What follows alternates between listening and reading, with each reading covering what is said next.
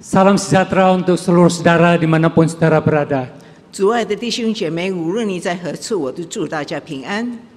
Hari ini kita akan bersama-sama merenungkan firman Tuhan 今天早上我们要一起思考上帝的话语， yang diambil dari bacaan gerakan membaca Alkitab 是取自读经运动， Efesus pasal 5 ayat 22 sampai pasal 6 ayat yang keempat. 就是以弗所书第5章22节到以弗所书第6章第4节。 Sebelum kita merenungkan bagian firman Tuhan ini, mari kita masuk di dalam doa. 我们首先低头祷告。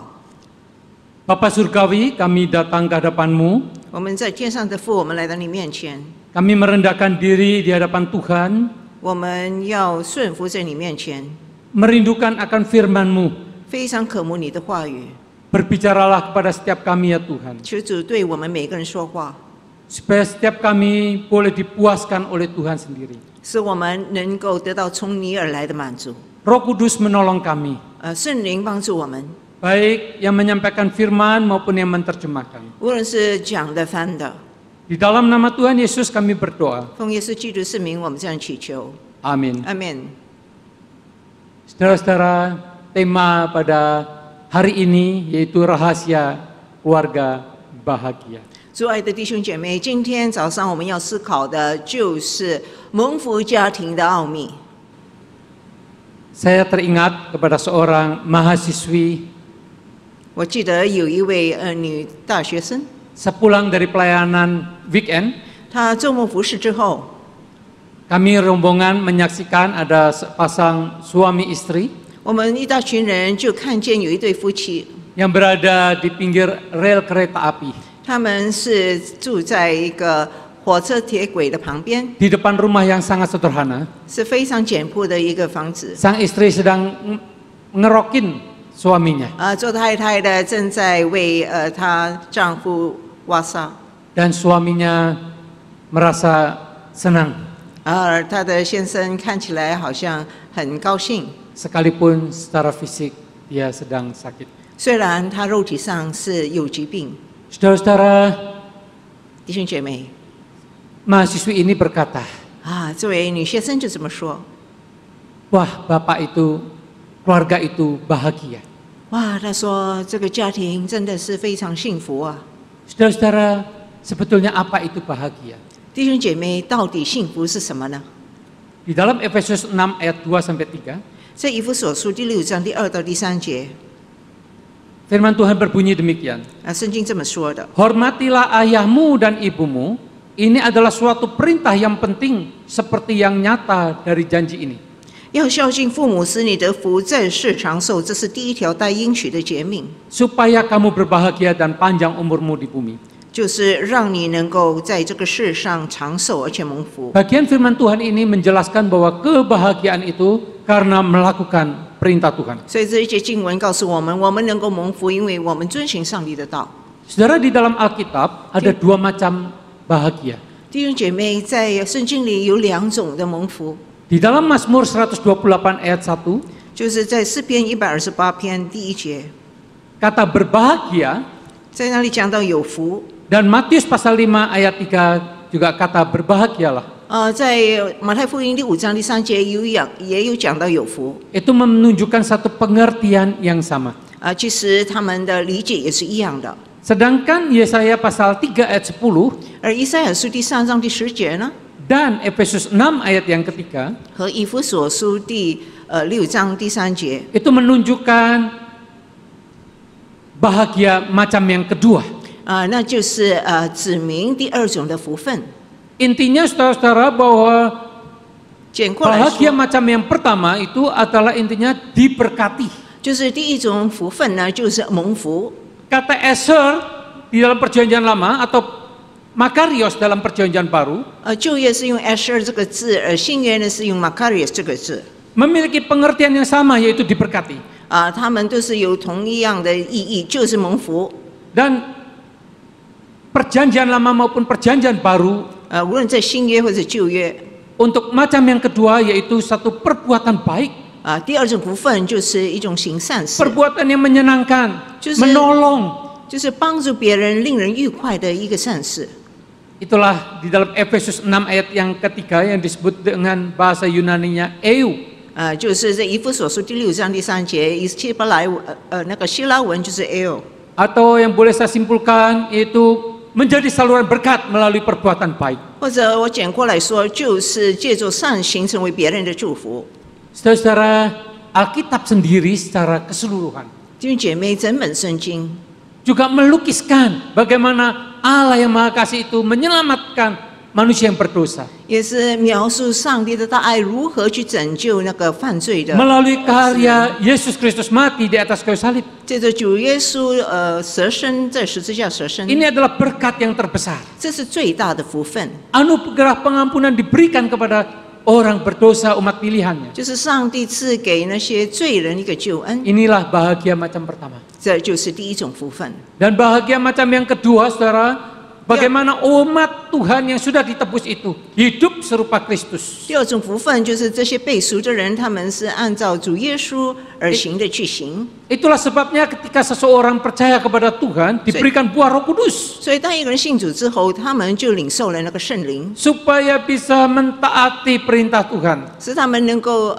遵从上帝的道， hidup sesuai dengan karakter Kristus 按照基督的那个品格去行， untuk beribadah kepada Tuhan. 来敬拜上帝。 Nah, saudara-saudara, bagaimana dengan kitab Efesus? 弟兄姐妹，以弗所书是怎样的一本书呢？ Kitab Efesus atau surat Efesus ini terdiri dari 6 pasal. 这本书是有六章。 Ketika Paulus menulis pasal 1 sampai pasal yang ketiga, 第1到第3章呢， itu melukiskan tentang penebusan umat pilihan Allah. 就是讲到那个人类被救赎的过程。 Ini berbicara tentang pengajaran yang sangat penting. 这是非常重要的教导。 Dan pasal 4 sampai pasal 6第4章到第6章呢， merupakan praktika bagaimana umat yang sudah ditebus itu harus hidup. 就是实践方面，就是我们被救赎的人应该怎样过活呢？ Nah, ketika umat Tuhan itu hidup menerapkan perintah Tuhan, maka itulah macam yang kedua dari bahagia. 所以，我们这些救赎的人遵行上帝的道，服从他的命令的时候，我们就是得到第二种的福分。 Bahkan di dalam satu ayat, yaitu di dalam Efesus pasal 2 ayat 10, 甚至以弗所书第2章第10节， dua macam bahagia itu terkandung di dalamnya. 就已经含有第一和第二种的福分了。 Yang dikatakan karena kita ini buatan Allah diciptakan dalam Kristus Yesus untuk melakukan pekerjaan baik yang dipersiapkan Allah sebelumnya. Ia mau supaya kita hidup di dalamnya. 我们原是他的工作，在基督耶稣里造成的，为要叫我们行善，就是神所预备叫我们行的。 Ketika seseorang percaya dia diciptakan dalam Kristus Yesus, 当一个人被救赎，他是在基督里被造的， itulah bahagia yang pertama. 那就是第一种的福分。 Dan ketika dipersiapkan pekerjaan baik oleh Allah 然后上帝预备要他们行善， dan kita hidup di dalamnya, 而且我们活在其中。 pada waktu kita melakukan apa yang diperintahkan oleh Tuhan itu, maka kita berbahagia. 当我们遵行上帝要我们行的，那就是我们也是蒙福。 Saudara-saudara, 弟兄姐妹， kita harus memperhatikan bahwa ada dua macam kebahagiaan ini. 所以我们要留意是有两种的福分。 Ketika saudara dan saya percaya kepada Tuhan Yesus, 当你和我相信主耶稣之后， mendapatkan anugerah Tuhan, 就得到上帝的救恩， itu adalah berkat terbesar dalam hidup kita. 那就是我们生命中最大的一个福分。 Dan selanjutnya terus-menerus kita diberkati oleh Tuhan. 然后我们持续不断的蒙上帝的祝福， Itu adalah bahagia macam pertama. 那就是第一种的福分。 Tetapi pada waktu saudara sudah percaya kepada Tuhan, 但是当我们信主之后呢， ketika saudara mentaati perintah Tuhan, 我们已经遵守上帝的道， melakukan kehendaknya, 已经按照他的旨意去 menyenangkan 行， Tuhan, 已经讨上帝的喜悦， maka pada saat itu saudara sedang melakukan perbuatan baik, 那就是我们已经行善了， dan itulah kebahagiaan macam yang kedua. 那就是第二种的福分。 Saudara-saudara, 弟兄姐妹， teks yang kita baca 我们刚才读的经文 dari Efesus pasal 5 ayat 22 sampai 6 ayat 4. 就是以弗所书第5章22节。 Kalau dibandingkan Tahu, dengan tulisan surat di Kolose sisi. dan 1 Petrus pasal 3 ayat 1 sampai 7. 如果我们对照和哥罗西书第3章18到25节和彼得前书第3章1到第7节， Maka di situ disimpulkan tentang kewajiban istri. 在那里就概括讲到做妻子的责任， Bahwa istri harus tunduk 就是妻子应该顺服， taat, menghormati kepada suami 要 di dalam 顺 Tuhan. 从，在主里面要顺从，要顺服，而且要去尊重她的丈夫。 Dengan tulus hati, dengan segenap hati, 她是诚心的、全心全意的去做， seperti kepada Tuhan. 就好像为主而做一样。 Yaitu ketika kita berbuat baik kepada pasangan kita, 就是当我们善待我们的配偶， kepada suami kita 对我们的丈夫， dalam segala sesuatu, 无论在任何情况之下， maka kita melakukannya seperti untuk Tuhan 那么我们所做的就好像为主而做一样， dan menaruh pengharapan kepada Allah untuk memenangkan suami 而 yang 且 belum 将 percaya. 我们的指望交在主手中，让我们的配偶有一天也会信主。 Saudara-saudara, pada waktu kita tunduk, 弟兄姐妹，当我们顺服的时候， kita tunduk di dalam Tuhan. 我们是在主里面顺从。 Matthew Henry mengatakan, Matthew Henry 曾经这么说： ketika kita tunduk, menundukkan diri kepada suami, sesungguhnya kita sedang beribadah kepada Allah. 就是当我们顺服我们的丈夫的时候，其实我们就是在那里敬拜上帝。 Saudara-saudara, kata tunduk itu berarti tidak memberontak, 弟兄姐妹，顺服的意思就是不会悖逆， tidak menolak 也不拒 untuk 绝， taat kepada suami. 也不拒绝顺服丈夫。 Saudara-saudara, 弟兄姐妹， biarlah mungkin ketika suami kita belum percaya kepada Tuhan, 可能我们的先生还没有信主， kita tetap harus tunduk. 我们仍然要顺服他们。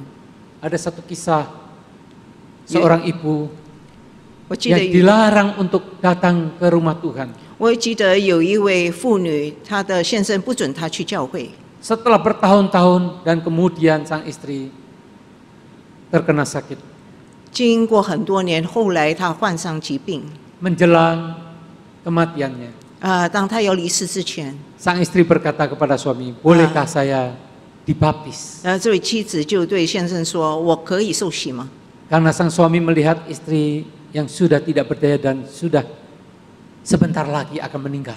而且他先生看见他就快临终了， Maka sang suami mengizinkan istrinya dibaptis. 所以做先生的允许太太受洗， Lalu memanggil pendeta untuk membaptis secara darurat. 所以就立即叫那个牧师来去为他受洗， Dan kemudian firman Tuhan diberitakan dan dibaptis. 然后就传讲福音之后就受洗了。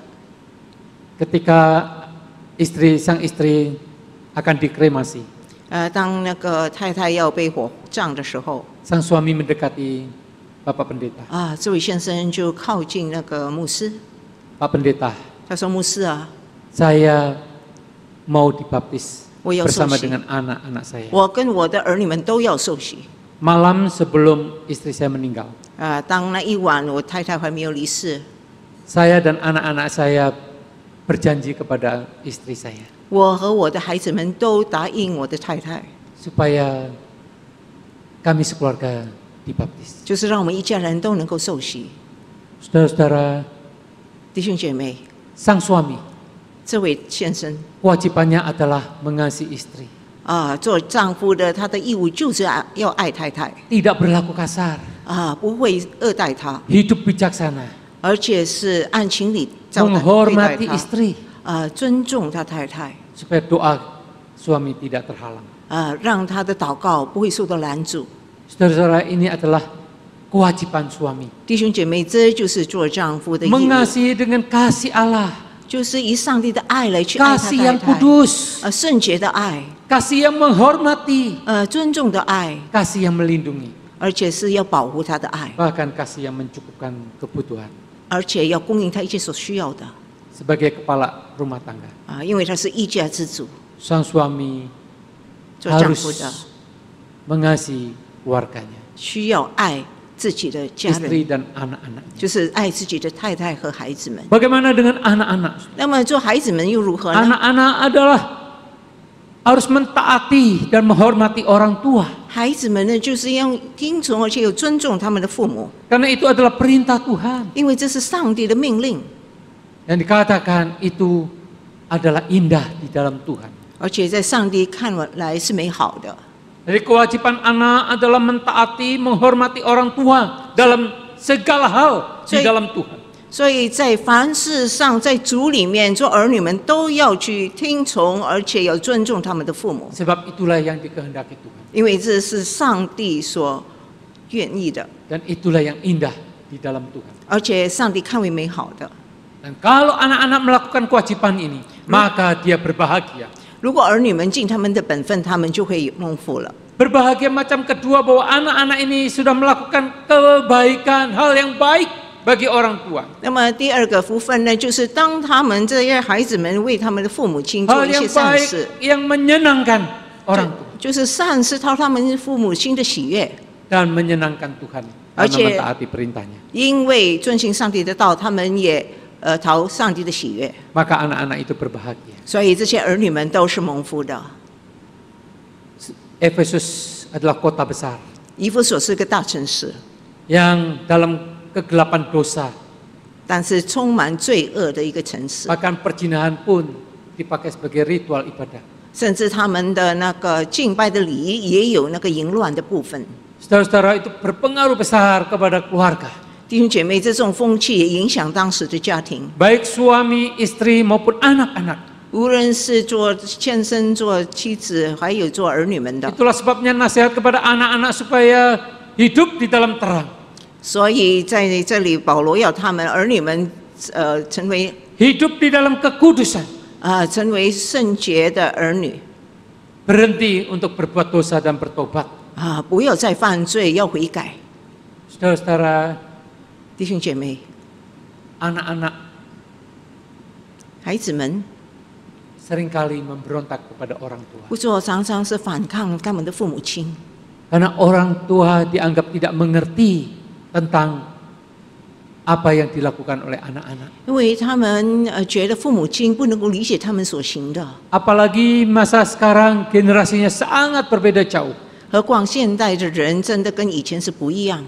Saudara-saudara, 弟兄姐 mari 妹， kita sebagai anak-anak, 让我们身为儿女的， biarlah kita takut akan Tuhan. 让我们有敬畏上帝的心。 Jika kita mentaati dan menghormati orang tua itu oleh karena kita takut akan Tuhan. 我们因为敬畏上帝，所以我们愿意听从，而且尊重我们的父母。 Dan sebagai bapak-bapak, kewajibannya adalah 那么，成为父母亲，我们的本分是什么呢？ jangan bangkitkan amarah di dalam hati anak. 就是不要惹儿女的气， Jangan sakiti hati anak. 不要让他们心痛， Jangan buat mereka tawar hati. 也不让他们灰心丧志。 Tapi didiklah anak-anak di dalam ajaran dan nasihat Tuhan. 但是按照上帝的教导来去劝勉他们。 Saudara-saudara, 弟兄姐妹， ada seorang anak 也为这孩子的， yang begitu membenci orang tuanya. 他是这样的憎恨他的父母亲， Oleh karena orang tuanya melakukan kekerasan kepada anak ini. 因为他们的父母亲向他行家暴， Bahkan anak ini diinjak-injak oleh orang tuanya sendiri. 甚至于他们踩踏他。 Seharusnya sebagai orang tua, 其实，身为父母的， kewajiban kita 我们的责任呢， adalah mendidik anak-anak kita di dalam ajaran dan nasihat Tuhan. 是按照上帝的教导来去教诲我们的孩子。 Sekalipun anak-anak belajar dari dunia yang gelap, 尽管这个孩子在这个世界学 tapi 习 mari 很黑暗 kita 的事， mengajarkan kepada anak-anak supaya hidup di dalam terang. 但是我们要教导我们的孩子活在光明的生活当中。 Nasihat Tuhan terus kita kumandangkan. 我们要不断的重复上帝的 Dan 教导， kita tidak dengan cara kasar. 而且我们不是用粗鲁的方式。 Saudara, 弟兄姐妹， karakter Kristus ada di dalam hati orang tua 其实父母亲应该有主耶稣的那种品格， untuk mendidik anak-anak mereka. 来教导他们的孩子们。 Maka satu saat anak-anak akan kembali kepada Tuhan. 所以有一天，这些孩子们他们都回到上帝面前， Sama seperti anak yang hilang kembali kepada papanya. 就好像那个路加福音浪子回头的故事。 Saudara-saudara, 弟兄姐妹， mari keluarga kita biarlah belajar untuk menerapkan karakter Kristus. 让我们的家庭也能够效法主耶稣的品格。 Jikalau ada keluarga kita yang belum percaya kepada Tuhan, 如果我们家人还没有信主的话， mari kita doakan mereka 来吧，让我们为他们祷告， supaya mereka boleh menjadi percaya kepada Tuhan. 让他们能够相信主耶稣。 Karena melalui percaya kepada Tuhan, 因为借着信主， orang itu akan berbahagia. 那么那个人就会蒙福， Dan bukan hanya berbahagia, 不只是蒙福而已， tetapi juga dimungkinkan untuk berbuat baik. 而且他也能够去行善。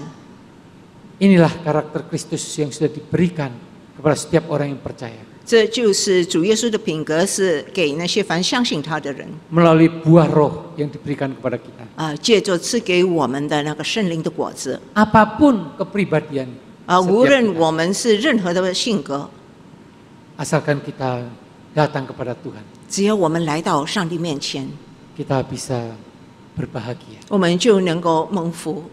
Apapun keadaan kita, secara status, secara ekonomi, secara apapun, 无论我们的 status sosial.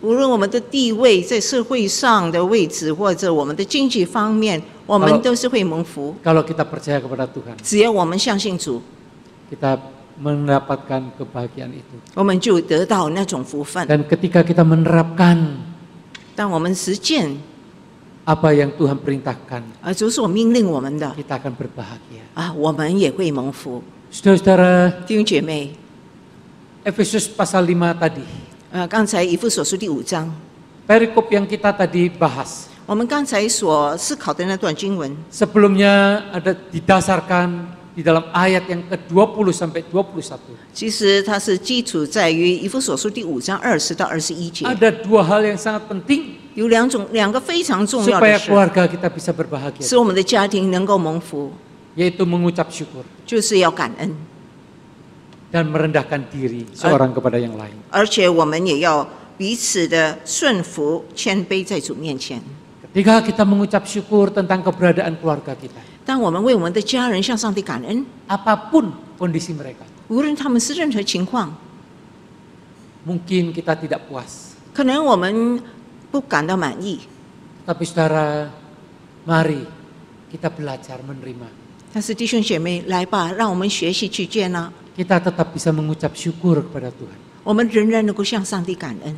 Kalau anak-anak kita mungkin memberontak, 可能我们的孩子常常反抗， kita doakan. 我们要为他们祷告。 Dalam keadaan seperti itu kita harus tetap mengucap syukur. 在这种情况之下，我们仍然要感恩， Karena anak itu masih ada pada kita. 因为我们仍然拥有我们的孩子。 Anak itu masih diberi kehidupan. 上帝会赐给他们生命气息。 Satu saat Tuhan Yuk. bisa sadarkan mereka. 有一天上帝一定会让他们觉悟。 Mungkin kalau anak kita kurang pandai, 可能我们的孩子不太聪 bahkan 明， tidak naik kelas, 甚至于不能够升级， mari kita tetap bisa mengucap syukur. 让我们学习仍然感恩。 Kita bersyukur kalau melihat ada keluarga-keluarga 我们要 yang 感 melahirkan 恩， anak-anak yang dalam kondisi cacat mental. 我们要感恩，特别是看到有些孩子们生下来是残障的。 Saudara-saudara, 弟兄姐妹， kita tetap bisa bersyukur apapun keadaan kita. 我们在任何情况之下，仍然能够向上帝感恩。 Asalkan masih hidup, 只要我们人活着， kita tetap mengucap syukur. 我们仍然要 Bahkan ketika 谢 sudah 恩。 dipanggil pulang oleh Tuhan pun kita mengucap syukur. 甚至我们被上帝呼召回去，也是要感恩， Karena mereka sudah percaya kepada Tuhan. 因为他们已经相信主了。 Saudara-saudara, 弟兄姐妹， mari kita belajar merendahkan diri. 让我们一起学习如何 Jangan 谦卑， menganggap diri kita lebih pandai daripada orang-orang yang ada di rumah kita. 不要觉得在家庭里我是最聪明的人。 Orang tua seringkali merasa lebih pandai dari anak-anak. 很多时候，父母亲常常觉得比孩子们聪明， Padahal anak-anak banyak lebih tahu dari kita. 其实现在孩子们比我们知道的更多。 Tetapi merendahkan diri di 但是 dalam takut akan Kristus. 让我们以敬畏主耶稣的心，这样能够谦卑下来。 Saudara takut akan Tuhan, 弟兄姐妹，敬畏上帝， percaya Tuhan, 相信上帝， lalu melakukan kebaikan di dalam Tuhan. 然后在主里面行善， Semua itu adalah rahasia yang besar. 这一切都是最大的奥秘。 Saudara-saudara, 弟兄姐妹， kalau kita melihat di dalam 如果 Alkitab kita 我们看我们的圣经， tentang kata rahasia. 如果讲到关于奥秘的事， Rahasia itu bisa disimpulkan sesuatu yang tersembunyi 其实简单来说就是隐藏的 atau 事， bahkan sangat dalam 或 untuk 者是 diketahui atau diselami. 或者是非常深奥很难理解的。 Meskipun kata rahasia ini sebetulnya dalam perjanjian lama ada 8 kata yang menunjukkan tentang rahasia. 虽然奥秘这个在原文旧约是有用8个字眼， Dan di dalam perjanjian baru ada 5 kata. 而在新约呢是用5个词汇。 Tapi saya di sini hanya melihat 2 kata saja. 在这里我只有看2个字而已。 Dan antara perjanjian lama dan perjanjian baru menggunakan kata bahasa yang berbeda tetapi pengertian yang sama. 不是说新约旧约用不同的词汇，但是意义是一样的。 Yaitu satu rahasia yang tersembunyi. 那就是一个隐藏的奥秘。 Bahkan di dalam 1 Timotius 3 ayat 16 dikatakan rahasia atau yang tersembunyi tentang ibadah kita. 甚至于在提摩太前书是讲的那个奥秘呢，就是我们对上帝的敬拜。 Atau merupakan sesuatu yang rahasia oleh karena sangat dalam. 讲到是奥秘，因为是非常深奥的。 Sangat dalam untuk diketahui, sangat dalam untuk diselami. 太深奥，让人很难去理解明白。 Saudara-saudara, 弟兄姐妹， kalau keluarga kita ingin berbahagia, 如果我们愿意我们的家庭蒙福的话， rahasia keluarga bahagia saya simpulkan dengan 5 hal. 我在这里简括来说关于那个幸福家庭的那个奥秘是： Mari kita periksa diri kita masing-masing, 第一，让我们反省我们自己， keluarga kita masing-masing. 反省我们自己的家人。 Sudahkah seluruh anggota keluarga kita percaya kepada Tuhan Yesus? 我们所有的家庭成员已经信主了吗？ Sudahkah kita melakukan perintah Tuhan 我们是否已经遵行上帝的道呢？ di dalam firman-Nya? 就是遵行他的道。 Sudahkah kita mengucap syukur senantiasa 是不是我 di 们 dalam Tuhan untuk seluruh keluarga kita? 是我们在主里面和我们的家人常常凡事谢恩呢？ Sudahkah kita saling mengasihi di dalam Tuhan? 我们有没有在主里面彼此的相爱呢？ Sudahkah kita saling merendahkan diri di dalam takut akan Tuhan? 我们有没有因着敬畏上帝的心，彼此那个降服、顺服、谦卑呢？ Semua yang kita lakukan itu harus di dalam Tuhan. 我们所做的一切都必须是在主里面， Itulah rahasia keluarga bahagia. 这就是蒙福家庭的秘诀。 Saudara, 弟兄姐妹， bukan berarti keluarga kita tidak pernah bertengkar. 不是说我们的家庭从没有发生口 Bukan 角， berarti keluarga kita tidak pernah berselisih paham. 或者不会有什么误解， Bukan berarti keluarga kita tidak pernah beda pendapat. 也不是说我们的家庭不会有什么意见不合。 Bahkan seorang pendeta, Bapak Pendeta Andar Ismail menuliskan tentang ribut rukun dalam keluarga. 甚至于有位牧师，他是这么说：如何在家庭里过和谐的生活？ Dalam suami istri ada ribut rukun. 就是在夫妻之间虽然有吵嘴，但是能够和 Ada 谐。 seorang pendeta yang mengatakan selama puluhan tahun dia menikah belum pernah bertengkar. 有一个牧师，他这么说：几十年的生活，婚姻生活从没有跟我的妻子 Ini luar 有口角 biasa,。bisa menjadi teladan. 哇，这是非常了不起的一件事，是值得我们去效法的。 Tapi saudara, ketika keluarga kita dilanda badai, 但是弟兄姐妹，当我们的家庭面临人生风暴 apakah 时， kita akan cepat-cepat angkat koper? 我们是不是立即就要辞退呢？ Tunggu dulu saudara. 我们要等一等， Masih ada jalan keluar. 还是有出路的。 Kebahagiaan itu masih ada. 仍然有那个福分。 Kalau kita mau percaya kepada Tuhan Yesus. 只要我们相信主耶稣， Kalau kita mau melakukan perintahnya. 愿意遵行他的道。 Tadi yang kita bahas semuanya berisi perintah Tuhan atau kewajiban. 刚才我们所思考的都是命令， Bagaimana istri tunduk pada suami. 就是做妻子的如何 Suami 顺服丈 mengasihi 夫 istri， 丈夫要爱妻子， Anak-anak taat hormat kepada orang tua. 儿女要听从而且尊重他们的父母。 Bapak-bapak juga bisa menasihati, mendidik di dalam Tuhan. 做父亲也是在主里面好好的去教导孩子们， Maka keluarga kita menjadi keluarga yang bahagia. 那么我们的家庭就成为蒙福了。 Saya akan menutup dengan satu kisah. 我要以一个比方做结束。 Ada seorang istri yang sudah akan meninggalkan suaminya, 有一位 keluarganya. 有一位太太要离家出走， Tapi kemudian 但是后来呢？ dipertemukan kembali. 后来她打消念头， Karena ada satu teladan Kristus. 因为有主耶稣那个榜样 yang bisa memperdamaikan, 使他们能够和好， yaitu dengan merendahkan diri 就是他们能够彼此的谦卑下来 satu terhadap yang lain, merendahkan diri 就是彼此能够谦卑下 sama 来， seperti Kristus telah merendahkan diri 就好像主如何谦卑他自己， untuk mendamaikan kita orang berdosa dengan Allah. 使我们这些罪人能够与上帝和好。 Biarlah ini menjadi rahasia bagi keluarga kita untuk mencapai bahagia. 但愿这会使我们的家庭能够得到祝福的一个秘诀。 Mari kita masuk di dalam. 我们一起祷告。 Terima kasih Tuhan untuk firman-Mu. 主啊，为你的道，我们要感谢你。 Ajar kami Tuhan untuk mengikuti perintah-Mu. 求你教导我们如何遵循你的道。